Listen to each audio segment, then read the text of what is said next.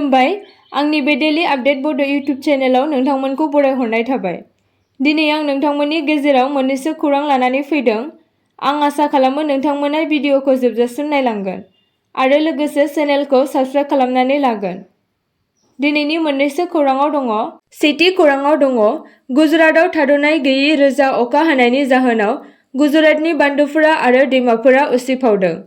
रोजा अखा हानानै दैबाना लोमसावनायाव गुजरातआव सा 15 सुबुंफोरनि जिउ खहा जादों, जेराव सा 11 रोजानिबो बांसिन सुबुंफोरा गुबुन जायगायाव थाहैनो गोनां जादों। खौरांनि बायदिब्ला गुजरात बड'दरानि बिस्वामित्रा दैमाया अजवा सरोबरनिफ्राय दै हगारनाय जादों, जायनि जाहोनाव बे दैमानि दैया बांसिनगासिनो दङ। बे दैमानि दैया 8 फुट गोजौआव बोहैगासिनो दङ, जायनि जाहोनाव सुबुंफोर थाग्रा ओनसोलाव दैबाना लोमसावनायनि खैफोद दङ। बोथोरारि बोथोर बिगियान बिफानआ 28 आरो 29 आगस्तआव गुजरातनि थाखाय रेड एलार्ट फोसावदों। रोजा अखा हानायनि जाहोनाव गुजरातनि 27 जिल्लाफोराव रेड एलार्ट फोसावदों होनना मिन्थिनो मोननाय जादों। आरो एनडीआरएफनि हानजाया गाहाय ओनसोलफोराव थाग्रा सुबुंफोरखौ रैखा खालामगासिनो दं होनना मिन्थिनो मोननाय जादों आरो दासिमाव 4000निबो बांसिन सुबुंफोरखौ रैखाथि गोनां जायगायाव दोनहैखांबाय होनना मिन्थिनो मोननाय जादों। नैथि खौराङाव दङ बिटिआर सोरखारनि बाख्नायजाथाव खामानि। लाइमोनफोरखौ गेलेनाय बिथिङाव गोसो गुदुं खालामनो थाखाय आथिखालाव प्रमद बर'नि दैदेननायाव बिटिआरनि गासैबो बियाबनि सिङाव थानाय क्लाबफोरनो फुटबल गेलेनायाव नांगौ जानाय जार्सि, इजार, बल आरो नेट बायदि मुवाफोरखौ राननानै होनो थांखि लानाय बायदियै मैया जमुदुवार बियाबनि सिङाव थानाय क्लाबफोरनो राननानै होनाय जायो। बे हाबाफारियाव बारग' एमएलए हेमेन्द्र नाथ ब्रह्म, गसाइगाव जिल्लानि इउपिपिएल दोलोनि लोगो आफादगिरि लोकनाथ नार्जारी, लाइमोन गांखं आफादगिरि राजिब नार्जारी बिथांमोनजों लोगोसे गसाइगाव जिल्ला इउपिपिएल आरो जामुदुवार ब्लक इउपिपिएल दोलोनि गोबां दैदेनगिरि बिथांमोनखौ बाहागो लानायखौ नुनो मोन्दों। थामथि खौराङाव दङ मैया आसाम लेजिस्लेटिभ एसेमब्लिनि बायजोआव पुलिस आरो सोमावसारगिरिफोरनि गेजेराव दुंहाव थासारि सोमजिनायखौ नुनो मोन्दों, जायनि जाहोनाव मोनसे गुलाय-गुजाय नुथाय सोमजियो। दावराव-दावसिनि गेजेराव सासे पुलिस मावख'गिरिया सासे आइजो सोमावसारगिरिखौ सोबानाय नुनो मोन्दोंमोन। बे जाथाया जादोंमोन सिलसाख'निफ्राय होखारजानाय नखरफोरा बिसोरनि फिन थांना थाफिननायनि दाबिखौ लाना आसाम लेजिस्लेटिभ एसेमब्लिनि बायजोआव दाबि दैखांदोंमोन।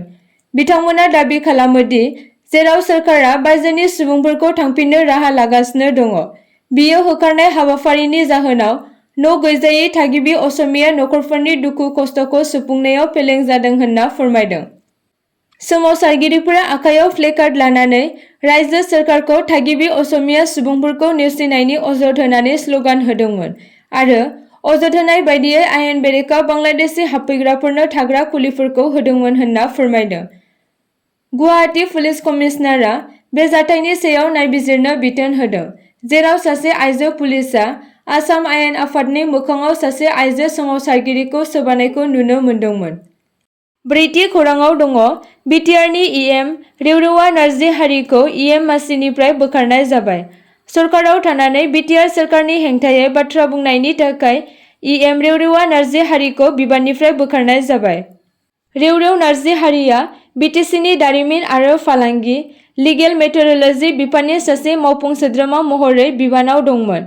थांनाय साननै सिगां बिटिआर एबा बिजेपि मावफुं सोद्रोमा रेवरेवा नार्जिहारी बिथाङा बिटिआर सोरखारनि सायाव गोबां हेंथा बाथ्रा बुंनायखौ नुनो मोन्दों, लोगोसे बिटिआर आरो बिजेपिनि जथाय सरकारखौ लानानैबो हेंथा बाथ्रा बुंनायखौ नुनो मोन्दोंमोन।